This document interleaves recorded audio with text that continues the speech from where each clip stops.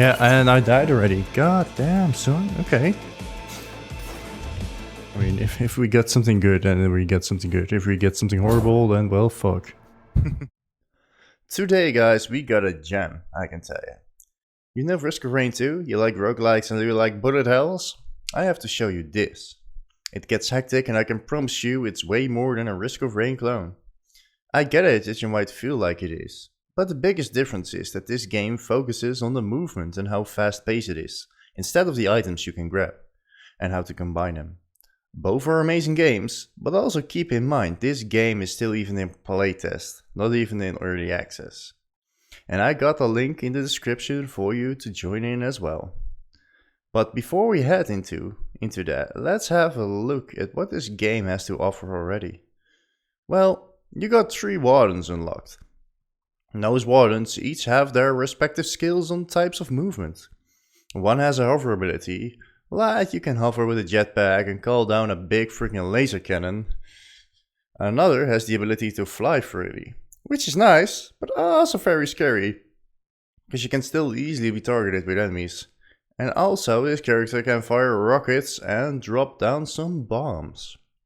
And at last, but definitely not least, we got a samurai type of character, which really reminded me of the mercenary from Risk of Rain 2. This one has the ability to almost teleport towards and leave a bomb trail to get rid of those foes. But also it can jump between enemies and slice them up with its friggin' blade.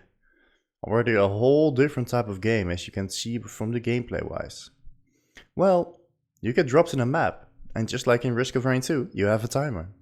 And the longer you take, the harder it gets. Not in that matter, but you know what I mean.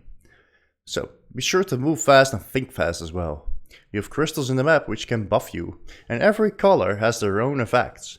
The red one gives you a damage boost, the blue one gives you a shield, the yellow one gives you a boost in stamina, and the green one gives you some HP. The effects of them all differ even from their sizes. Yeah, in this one size does matter, it seems. The bigger the crystal, the bigger effect is. When you defeat an enemy, you get 2 types of items. Money, which is called bullets I think in this game, and a green item, which I actually don't really remember what it's called. Well, money, the bullets, is used to get perks / buffs from stations. And the green ones are just need to charge up the transponders, and your main objective is to activate 3 transponders in the map. So be sure to get some kills in, and also be cautious not to take too long, because it only gets harder and harder, if you get my drift. As you can see from the clips on the background, it can easily get freaking hectic. As a big Risk of Rain 2 fan, I think that's pretty cool to have at the beginning of the map already. The effects you can get from the machines, which are called augments, all differ from effects. From what I've seen, there's a few certain ways that you can activate the effects.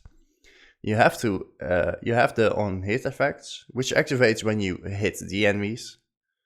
You have a persistent effect, which is just always active, just like your normal effect of wood. You have an effect that sometimes is like when you use a skill.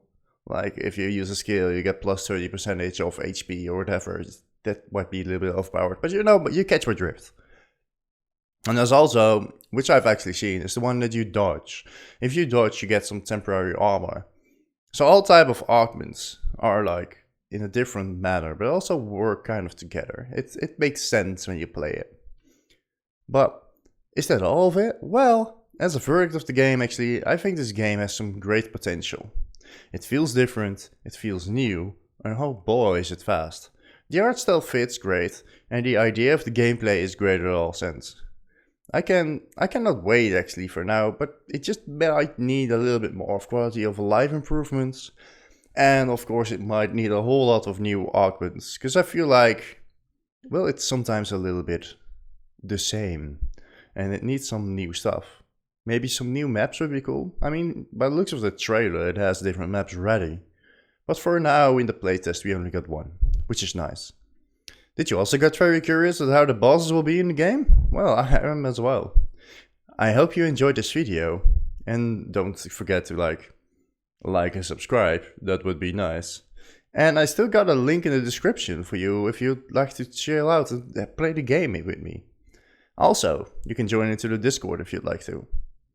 Maybe I'll see you there. Enjoy your day, and see you soon, Warden.